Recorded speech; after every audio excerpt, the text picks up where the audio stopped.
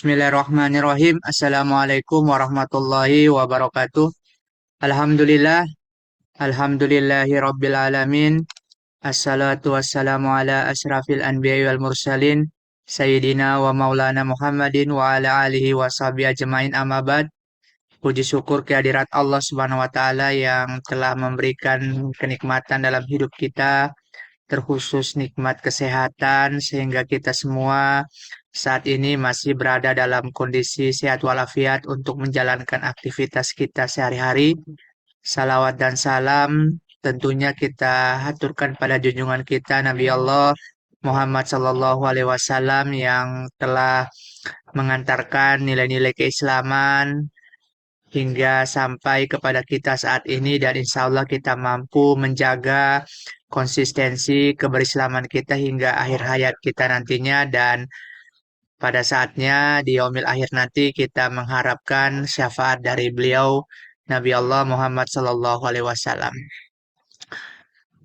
Yang kami hormati Bapak Ibu peserta Zoom di siang hari ini dari madrasah swasta yang sempat hadir di kesempatan siang hari ini.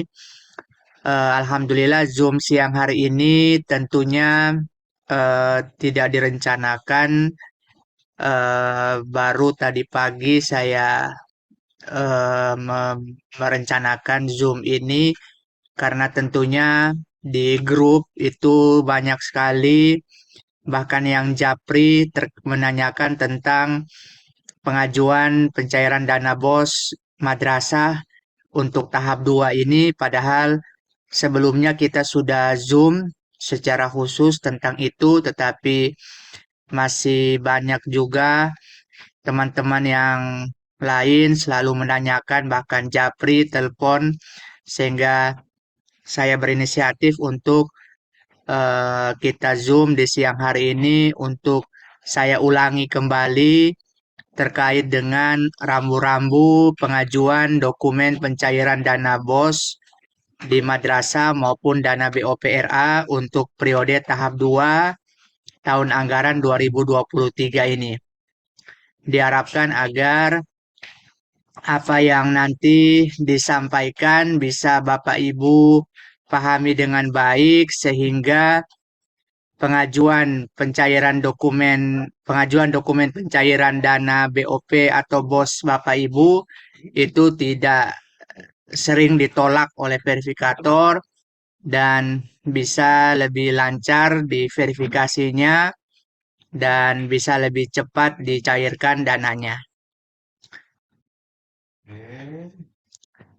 Baik Bapak Ibu, yang pertama tentunya tahapan dan periode pengajuan ini perlu kita pahami bersama, yakni yang pertama bahwa pengajuan dokumen pencairan dana BOPRA maupun dana BOS madrasah ini dilakukan secara mandiri oleh masing-masing madrasah melalui portal BOS yang diakses melalui laman bos.kemenak.go.id. Kemudian, waktu pengajuan ini dilakukan secara periodik Bapak Ibu, ya. Jadi di jadwalnya itu ditetapkan oleh Ditjen Pendis Kementerian Agama RI bertahap, ya, tidak langsung dibuka tetapi dilakukan secara periodik bertahap. Dengan maksud apa? Bahwa madrasah-madrasah yang telah siap untuk melakukan pengajuan ini tentunya sudah selesai melaporkan LPJ-nya, dapat dengan segera mungkin melakukan pengajuan sehingga lebih cepat juga dilakukan pencairan dana tahap 2-nya. Nah, untuk saat ini kita sudah sampai ke pengajuan untuk batch kedua, di mana batch 1 yang kemarin itu dibuka oleh pusat itu mulai tanggal 18 Juli sampai dengan 22 Juli. Dan verifikasinya itu sampai dengan 24 Juli 2023. Nah, berdasarkan evaluasi kami pada pengajuan di batch 1 ini, itu ternyata masih banyak madrasah yang belum melakukan pengajuan pencairan dana BOS untuk tahap 2 di batch 1 kemarin itu. Nah, dari 446 lembaga di mana terdiri atas RA, MI, MTS, MA swasta, 446 lembaga itu yang baru diterima verifikator statusnya, artinya sudah selesai tahapan pengajuannya sampai diterima verifikator, itu baru 90 lembaga dari 446 lembaga. Nah, selain itu, ternyata masih ada 185 lembaga yang sama sekali statusnya itu belum mengajukan. Artinya dia sama sekali belum melakukan proses pelaporan tahap 1 dan juga belum melakukan belum masuk ke portal BOS untuk melakukan proses pengajuan. Ini tentunya menjadi catatan kita bersama karena jangan sampai pusat menutup akses untuk pengajuan BOS, baru madrasah kelimpungan tidak bisa melakukan pengajuan. Ini menjadi catatan Bapak Ibu sekalian, mohon jangan ditunda-tunda terkait dengan proses pengajuan dana BOS ini, ya. Ini mohon menjadi perhatian kita bersama karena ini tentunya demi kebaikan Bapak Ibu juga sekalian. Ya, tentunya kita tahu bahwa hampir sebagian besar madrasah swasta itu bergantung pada dana BOS atau dana BOP RA yang dia terima. Nah, semakin cepat dana ini dicairkan, tentunya akan semakin lancar operasional di madrasah maupun di RA-nya. Untuk itu sangat kami harapkan dengan adanya pertemuan di siang hari ini bisa membantu Bapak Ibu sekalian untuk menyusul 90 madrasah yang sudah selesai diverifikasi itu, ya. Baik Bapak Ibu sekalian. Nah, langkah-langkah yang perlu dilakukan oleh madrasah dalam tahapan pengajuan pencairan dana BOS ini, yang pertama adalah madrasah login ke portal BOS, ya, di alamat bos.kemenak.go.id dengan akun madrasah masing-masing. Nah, di situ ada dua jenis akun, ada akun portal BOS-nya sendiri. Kalau memang tidak bisa masuk, maka bisa menggunakan akun EMIS, ya, yang untuk buka aplikasi EMIS. Di situ ada pilihannya. Nah, setelah Bapak Ibu berhasil login ke portal BOS, maka selanjutnya adalah Bapak Ibu melengkapi dokumen persyaratan pencairan dana pada menu BOS reguler, kemudian submenu persyaratan pencairan dana.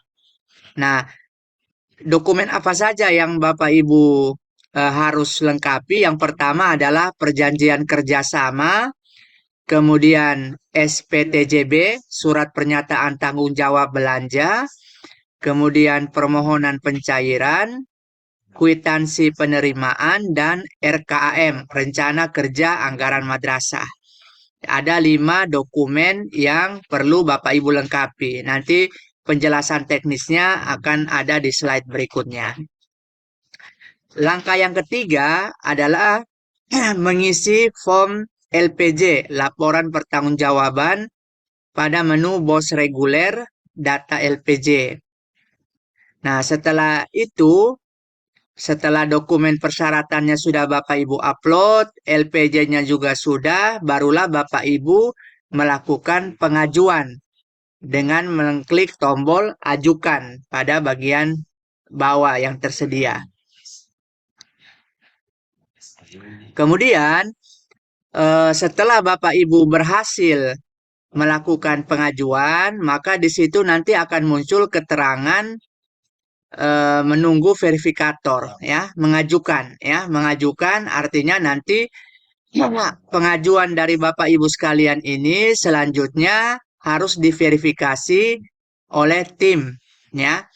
Nah, untuk proses pengajuan dan verifikasi ini bagi Bapak Ibu yang jenjang RA, MI, dan MTS itu nanti akan diverifikasi oleh tim pada Kemenak Kabupaten Kota. Sedangkan untuk Bapak Ibu yang di jenjang Madrasah Aliyah MA itu akan diverifikasi oleh Kanwil Kemenak Provinsi.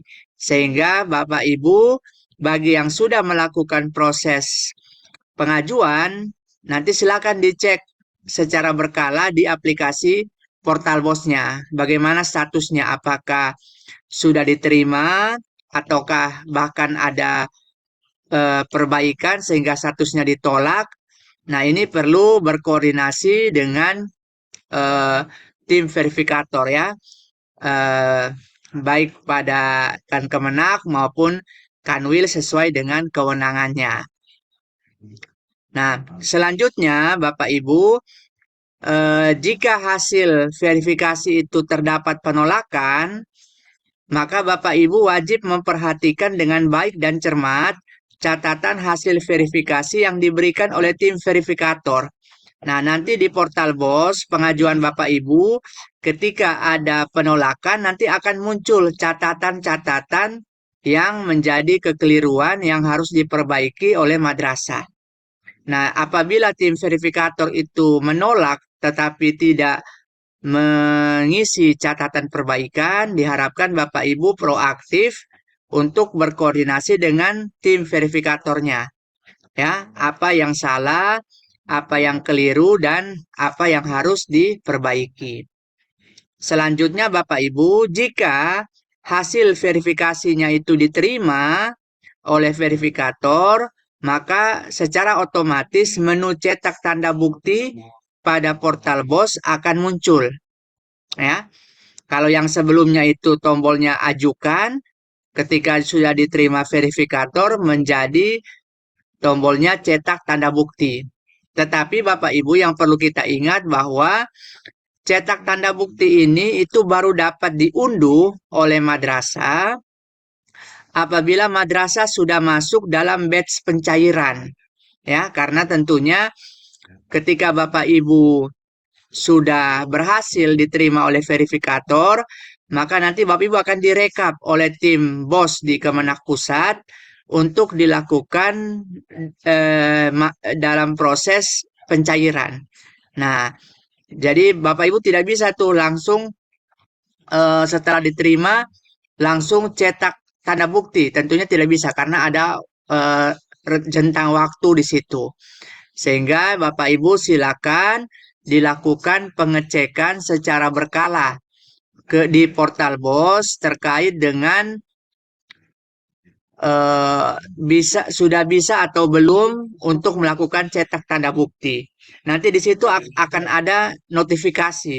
Ketika Bapak Ibu klik cetak tanda bukti, ternyata di situ ada keterangan warna merah, Bapak Ibu belum masuk dalam batch pencairan. Maka Bapak Ibu tentunya masih bersabar, diminta bersabar. Nah, itu harus rajin dilakukan cek secara berkala. Jika ternyata sudah bisa cetak tanda bukti, maka itu tandanya Bapak Ibu sudah bisa pergi ke bank penyalur untuk proses penyaluran dana BOP maupun dana bosnya. Seperti itu 7 langkah yang perlu Bapak Ibu lakukan untuk proses pencairan dana BOPRA maupun dana bos madrasah di tahap kedua. Saya akan menjelaskan secara rinci hal-hal yang perlu diperhatikan dalam penyiapan dokumen pengajuan pencairan dana ini. Nah, yang pertama terkait dengan perjanjian kerjasama, ya, perjanjian kerjasama. Nah, di pengajuan pencairan BOS tahap 2 ini itu ada dua jenis madrasah, ya. Ada yang pertama adalah madrasah yang mengalami penyesuaian alokasi dan madrasah yang alokasi dana bosnya itu atau dana BOPRA-nya itu tetap. Jadi ada dua jenis madrasah di sini. Ini yang perlu diperhatikan dengan seksama, jangan sampai Bapak Ibu keliru, ya. Karena memang seperti yang sudah pernah dijelaskan sebelumnya bahwasanya untuk alokasi dana BOPRA maupun dana bos madrasah di tahun 2023 ini itu ada perubahan dasar alokasi, ya, yang di tahap satu sebelumnya itu disampaikan bahwa dasar alokasinya adalah cut off data emis per bulan Oktober 2022. Namun terdapat kebijakan baru dari Kemenak Pusat, cut off-nya itu data alokasi BOP maupun BOS itu berubah menjadi berdasarkan data BAP emis yang per Desember 2022. Tentunya dengan berubahnya dasar alokasi ini, maka pasti ada perubahan eh, dana bos yang Bapak Ibu terima di madrasah. Ada yang berubah, ya, baik itu dia bertambah maupun dia berkurang, dan ada juga yang tetap, ya. Nah, ini yang perlu Bapak Ibu memahami Bapak Ibu ada di posisi mana.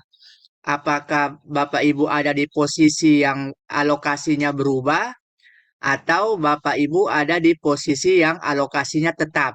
Karena eh, akan ada perlakuan yang berbeda terkait dengan penyesuaian di dokumen pengajuannya.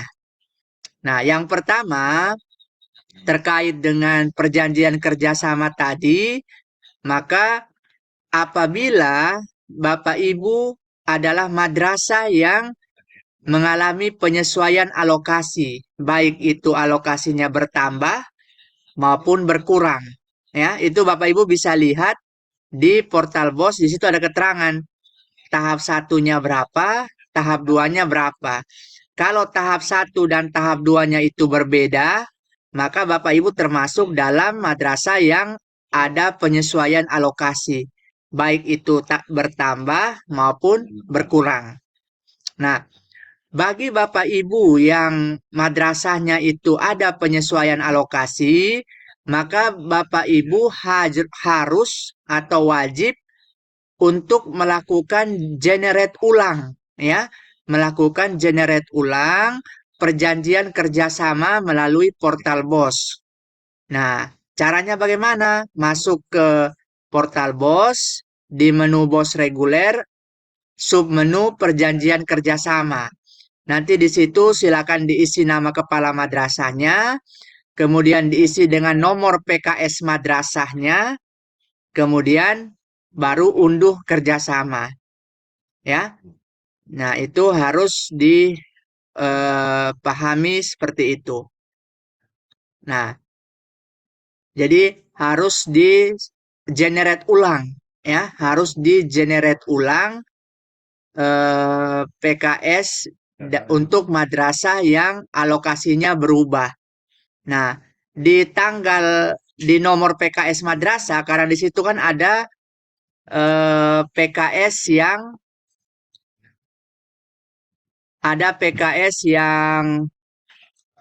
eh, nomornya dari Ditjen Pendis, ada PKS yang dari madrasah. Nah, nomor PKS madrasah ini menyesuaikan dengan penanggalan di PKS yang baru, ya. Nah, itu harus diperhatikan Bapak Ibu, ya, jangan sampai keliru.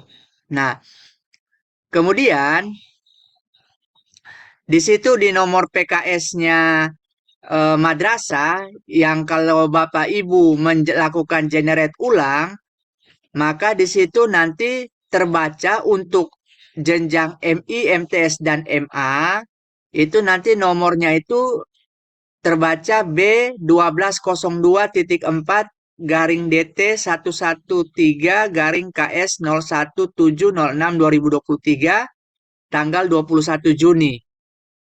Sedangkan yang untuk RA itu nomornya berbeda. B1202.5 garing DT 113 garing KS 017006 2023. Ya.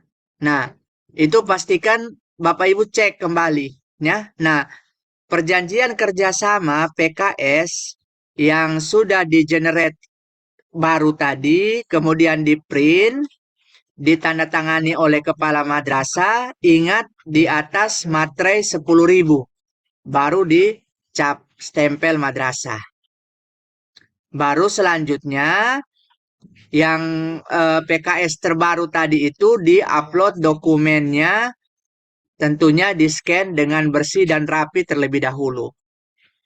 Ya, jadi itu penjelasan untuk dokumen perjanjian kerjasama PKS bagi madrasah yang alokasinya berubah, baik itu bertambah maupun berkurang.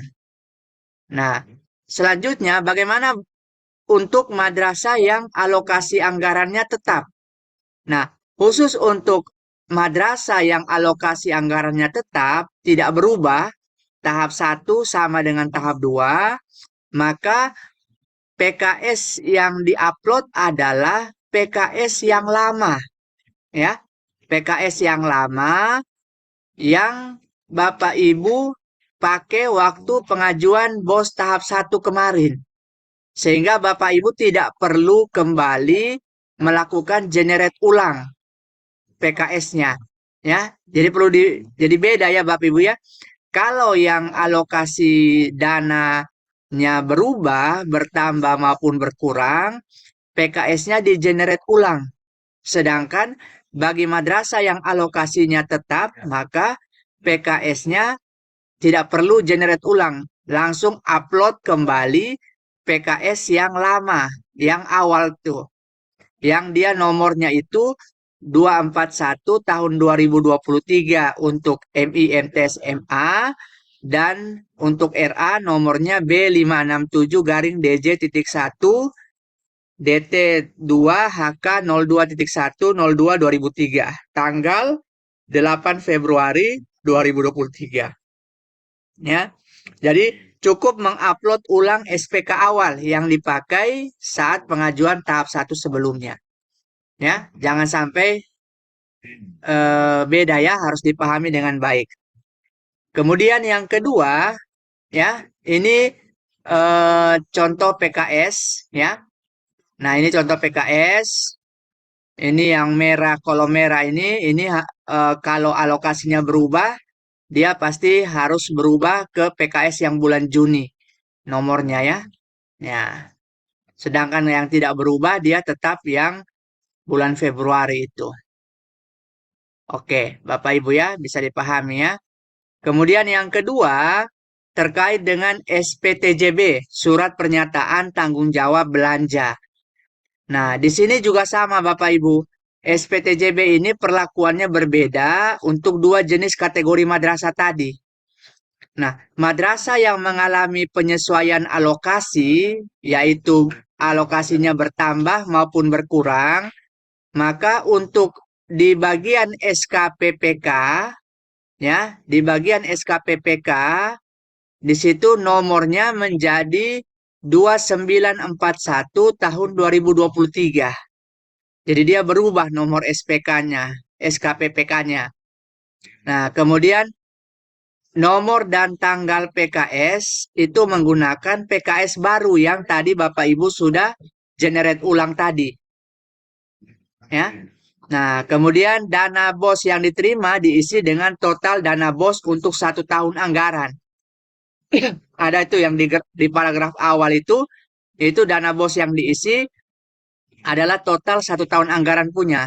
Karena ada yang kita cek itu hanya yang diisi yang tahap 1, nah itu yang keliru. Harus yang 1 tahun yang di paragraf pertama itu. Kemudian setelah disesuaikan, di print, ditandatangani kepala madrasah di atas materai 10.000 lalu distempel.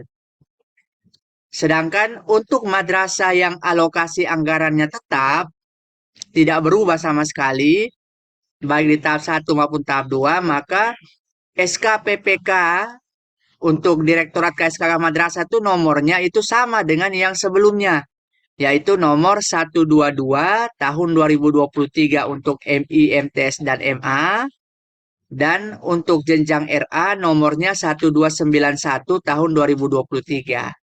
Jadi nomornya sama dengan yang pengajuan tahap 1 kemarin SK-nya.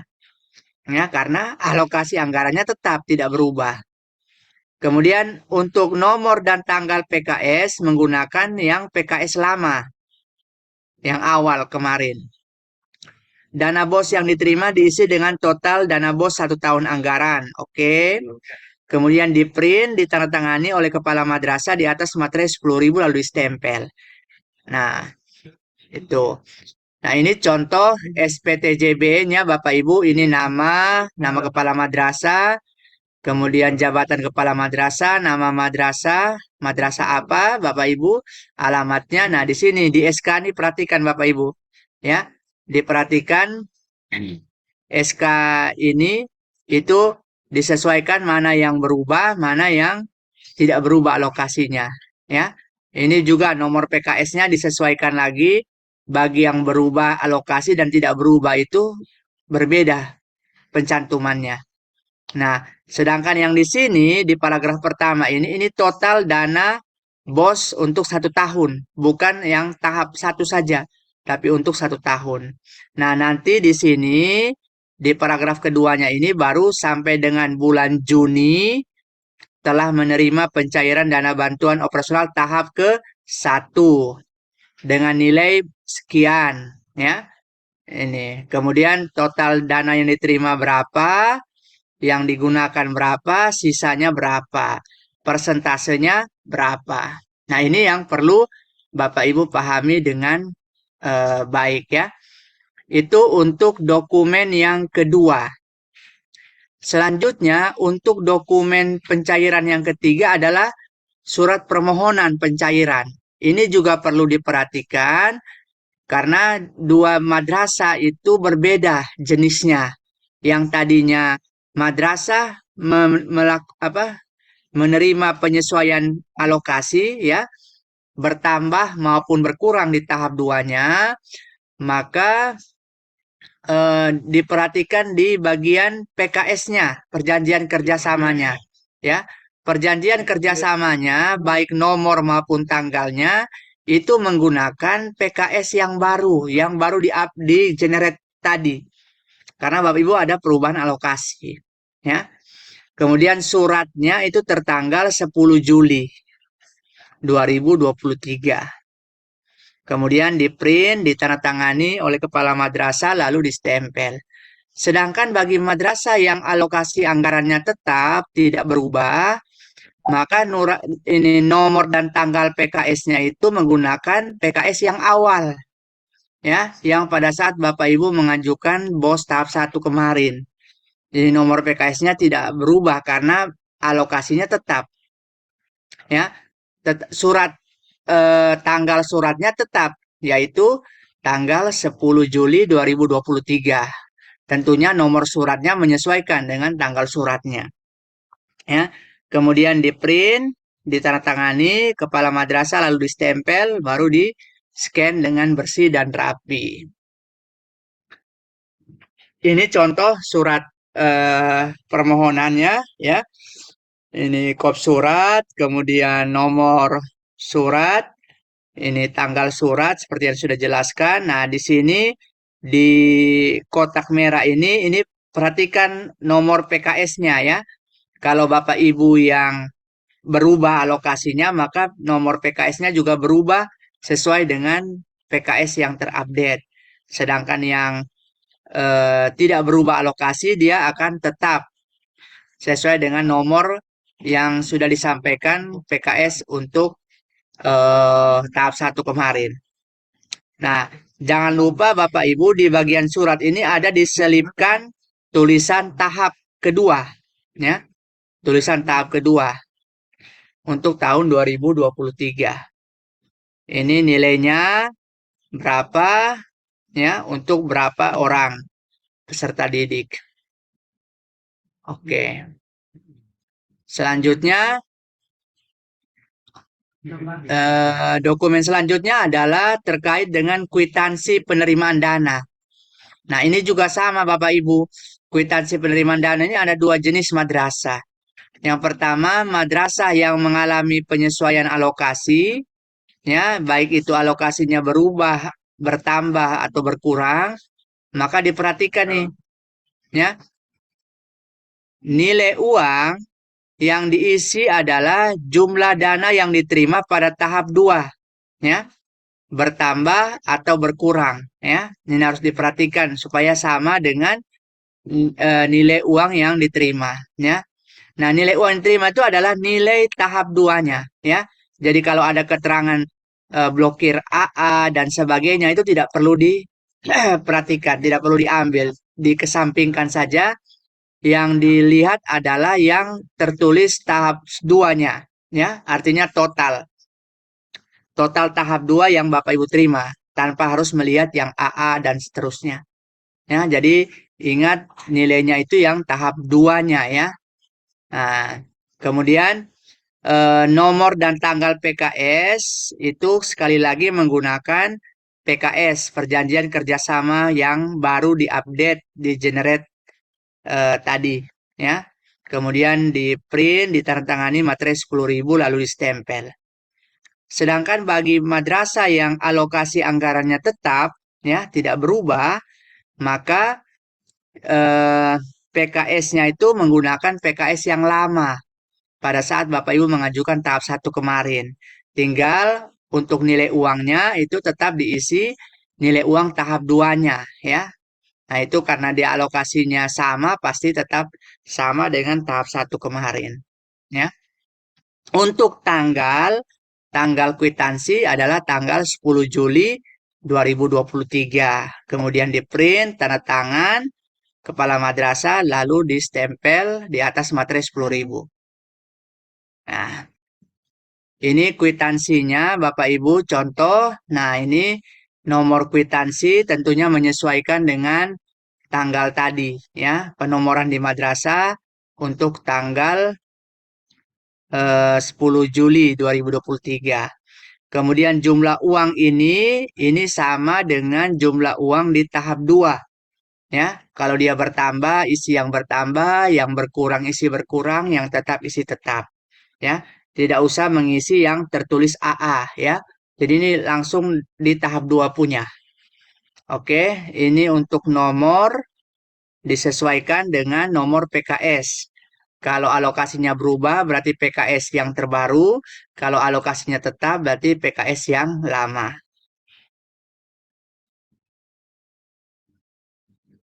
Selanjutnya terkait dengan dokumen RKAM, ya, dokumen RKAM, rencana kerja anggaran madrasah. Nah, untuk RKM ini itu dibagi dua juga, yaitu madrasah yang sudah menjadi sasaran BIMTEK dengan madrasah yang belum menjadi sasaran BIMTEK. Nah, bedanya di mana? Kalau madrasah yang sasaran BIMTEK kemarin di 2021, itu adalah madrasah-madrasah yang izin operasionalnya itu di tahun 2020 ke bawah.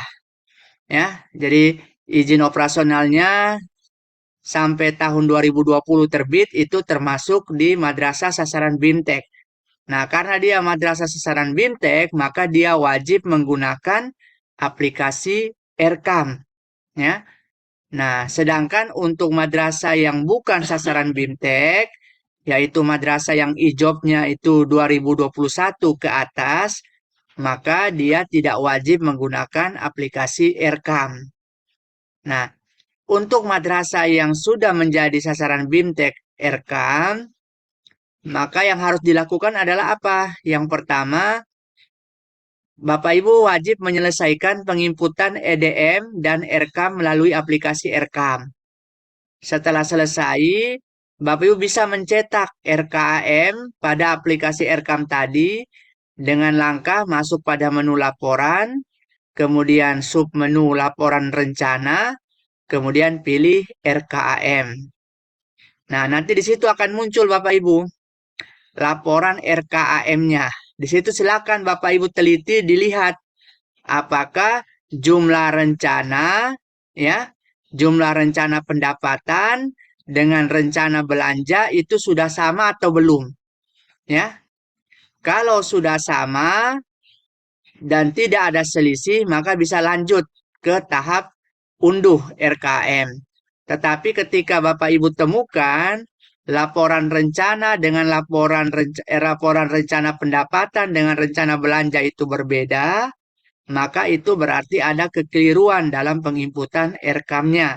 Sehingga silakan Bapak Ibu lakukan perbaikan terlebih dahulu di RKAM-nya, di aplikasi RKAM-nya. Setelah sudah balance, tidak ada lagi selisih antara rencana pendapatan dengan rencana belanja, barulah Bapak Ibu bisa melakukan cetak RKAM. Ya, di situ ada menu ekspor PDF. Nah, kalau sudah Bapak Ibu unduh dalam bentuk PDF, tinggal Bapak Ibu print, kemudian wajib ditandatangani oleh kepala madrasah dan mengetahui komite madrasah.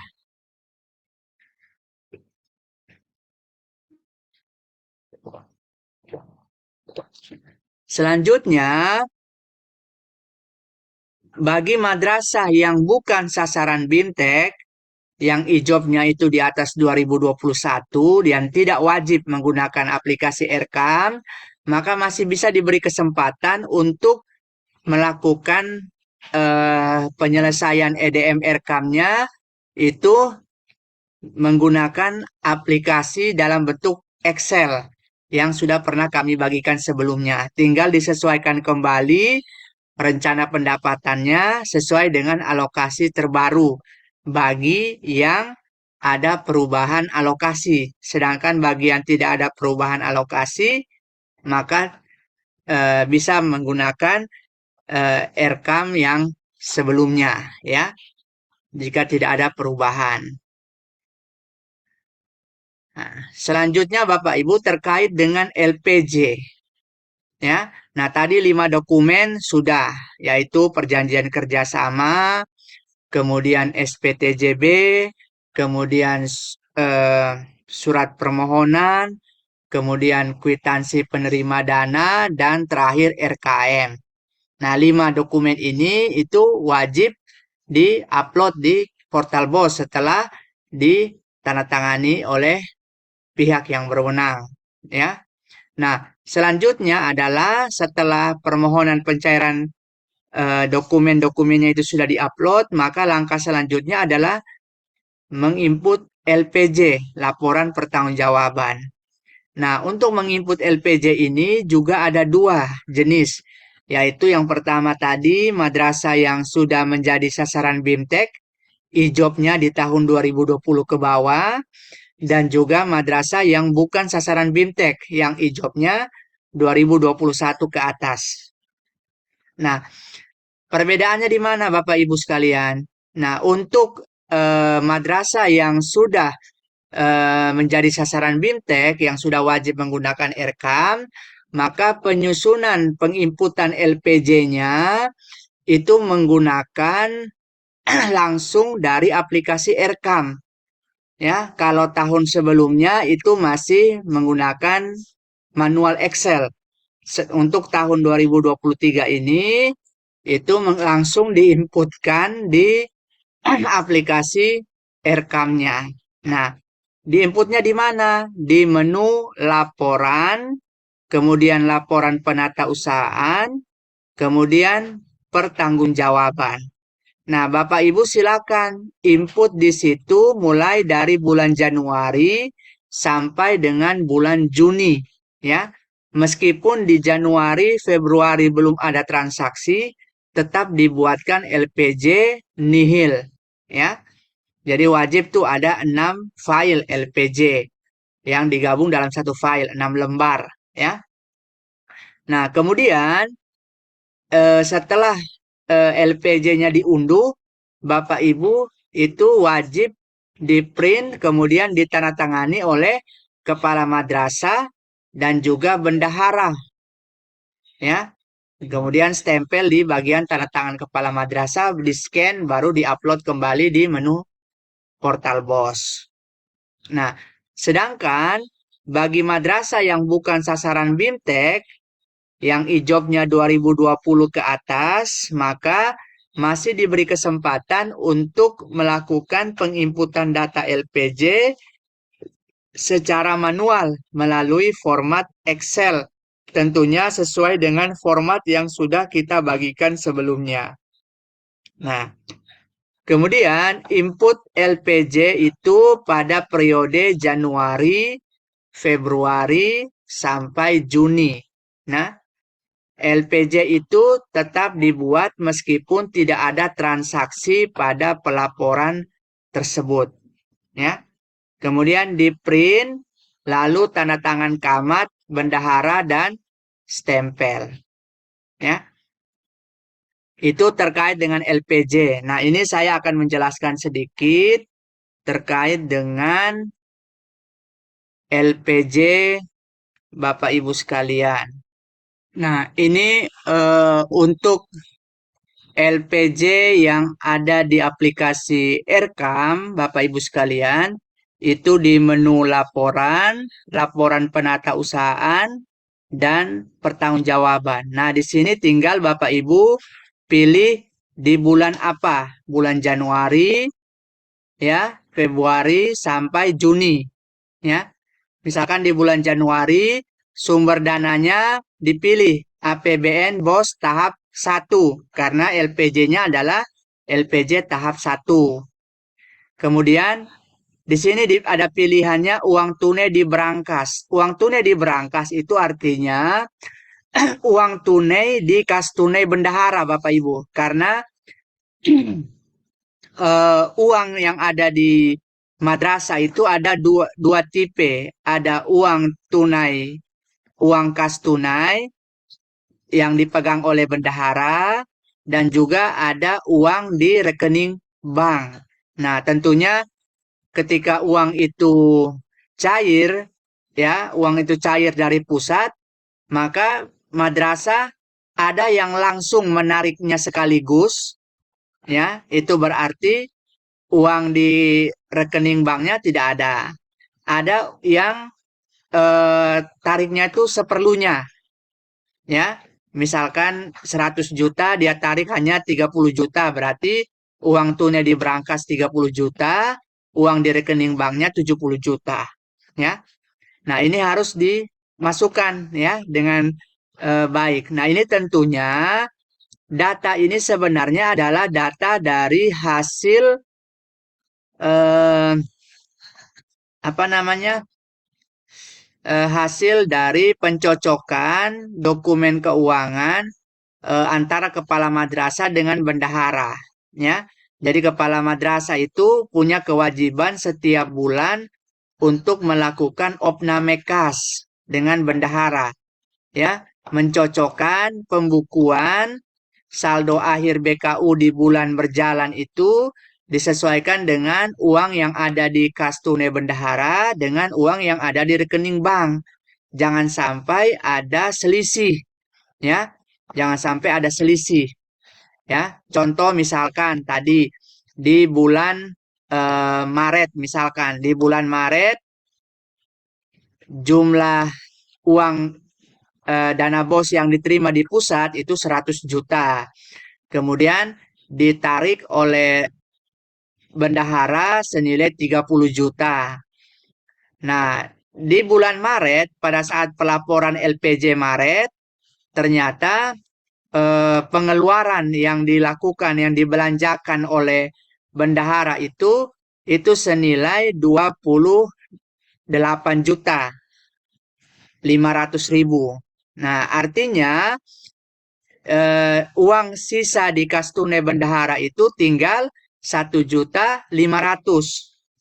Uang di rekening bank itu tersisa 70 juta. Nah, pasti ketika pembukuannya itu pembukuannya menjadi saldonya sisa 71.500.000. Ya, karena 70 juta di bank, 30 jutanya diambil oleh bendahara, dipertanggungjawabkan 28 setengah, sisa uang di bendahara 1.500.000. Sehingga dia klop, Bapak Ibu. Nah, bisa juga terjadi dia tidak klop. Kenapa tidak klop? Misalkan contoh, ternyata hitungan-hitungan kwitansi tadi itu 28 setengah. Berarti logikanya sisa 1.500.000 yang dipegang oleh bendahara. Ternyata pada saat Opnamekas, kepala madrasah menemukan uang di bendahara itu bukan 1.500.000, tetapi uang di bendahara itu ada 3 juta. Nah, berarti kan ada selisih 1.500.000. Nah, ternyata menurut bendahara, selisih 1.500.000 ini itu adalah uang honor guru yang belum diambil oleh guru yang bersangkutan. Karena guru tersebut mungkin eh, lagi ini jadi belum ngambil. Sehingga itu diberi catatan selisih. Catatan selisih adalah terdapat selisih 1.500.000 merupakan uang honor GTT PTT yang belum diambil oleh guru yang bersangkutan sehingga masih dipegang oleh bendahara. Itu mesti dicatat. Atau bisa jadi seperti ini Bapak Ibu, terdapat tadi yang sisa 1.500.000 di pembukuannya, ternyata yang dipegang bendahara itu hanya 1.495.000. Berarti ada selisih 5.000. Nah, di situ dijelaskan, bendahara bilang, Pak, ini pada saat bayar air itu ada nilai yang koma-koma-koma. Nah, ternyata itu kemudian dibulatkan. Nah, itu harus dijelaskan bahwa terdapat pembulatan senilai Rp1.000 misalkan, eh, yang membuat selisih kas. Itu harus diisi di selisih kas di sini Bapak Ibu. Ya, kemudian disimpan. Begitu seterusnya Bapak Ibu sampai periode ke-6. Ya, sampai periode ke-6. Itu harus diperhatikan baik-baik. Nah, kemudian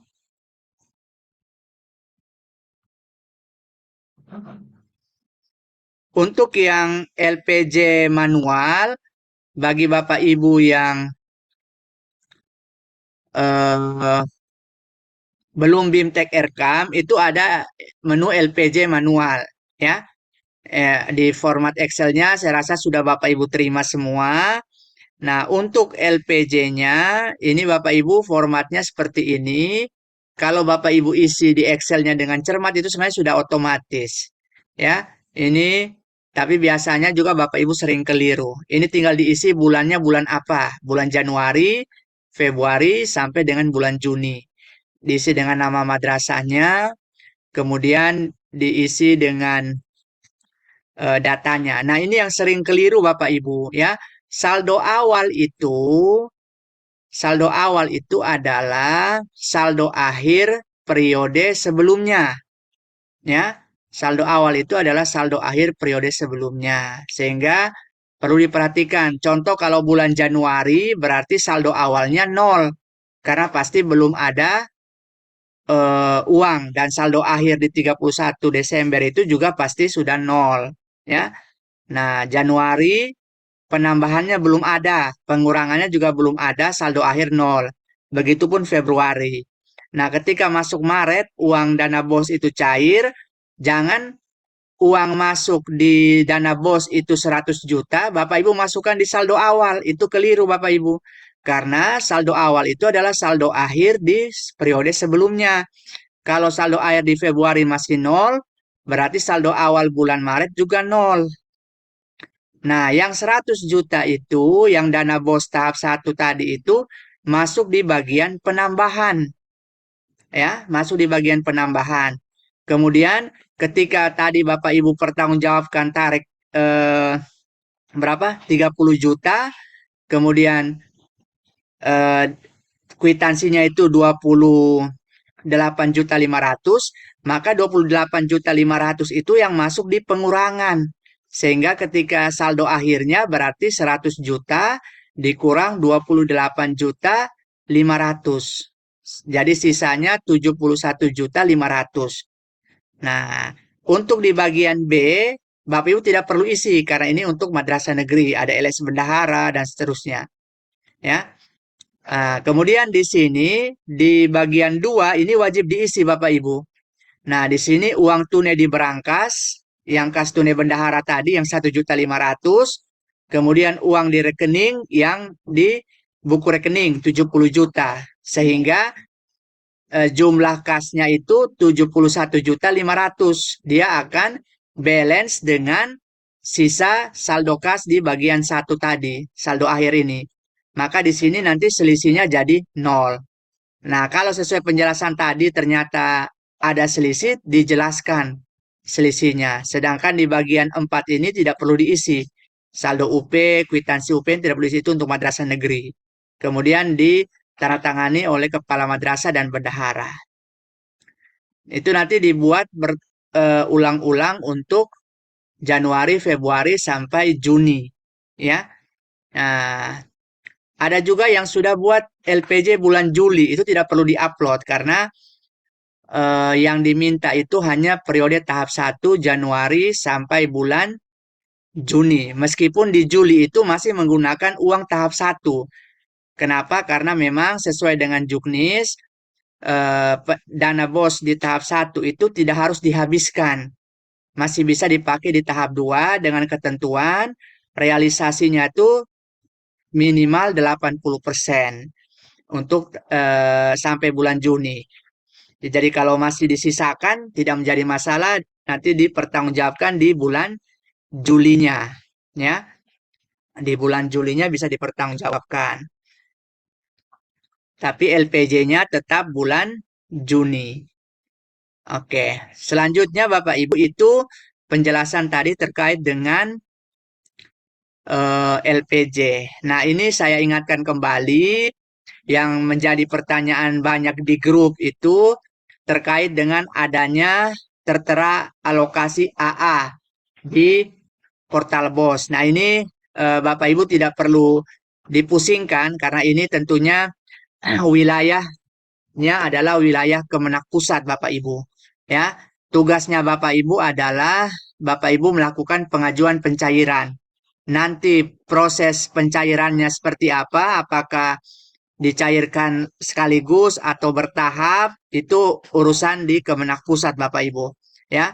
Nah, ini Bapak Ibu abaikan yang alokasi bisa dicairkan dan alokasi AA ini Bapak Ibu abaikan. Untuk nilai pengajuan BOS itu tetap berpedoman pada pencairan BOS tahap 2, ya. Nilai yang ini, ya. Ini yang Bapak Ibu fokusnya di sini. Kalau yang ini itu diabaikan saja. Tidak perlu di ini, ya. Nah, seperti itu penjelasannya Bapak Ibu. Semoga tidak lagi banyak bertanya-tanya di grup, ya. Jadi seperti itu Bapak Ibu sekalian. Terima kasih atas kehadiran Bapak Ibu dalam Zoom meeting di siang hari ini yang serba dadakan. Tapi insya Allah mudah-mudahan hasil Zoom meeting ini bisa Bapak Ibu pahami untuk membantu Bapak Ibu sekalian dalam menyiapkan dokumen-dokumen pencairan. Saya ingatkan kembali bahwa untuk batch 2 ini itu dibuka kemarin tanggal 31 Juli dan akan ditutup tanggal 12 Agustus mendatang. Jadi hanya 2 minggu, tidak sampai 2 minggu sih, mendatang. Kemudian untuk teman-teman di kabupaten kota, mohon diingatkan Bapak Ibu sekalian di madrasah kalau sudah mengajukan, silakan dikoordinasikan ke Kemenak Kabupaten Kota, dilaporkan bahwa kami sudah ajukan, mohon diverifikasi. Siapa tahu ada kesalahan bisa kami perbaiki. Jangan pada saat sudah menjelang ditutup baru diverifikasi kemudian ada kesalahan dan terlanjur sudah ditutup, ya. Sedangkan untuk informasi batch 3 apakah diperpanjang atau tidak ini belum ada informasi dari pusat, ya. Jadi jangan tunda menunda, jangan sampai Bapak bilang ini nanti ada batch 3. Nah, ini kan kita belum tahu Bapak Ibu, ya. Jadi yang bisa dilakukan segera jangan ditunda Bapak Ibu ya. Itu saja Bapak Ibu. Terima kasih atas perhatiannya. Bila taufiq walhidayah. Wassalamualaikum warahmatullahi wabarakatuh.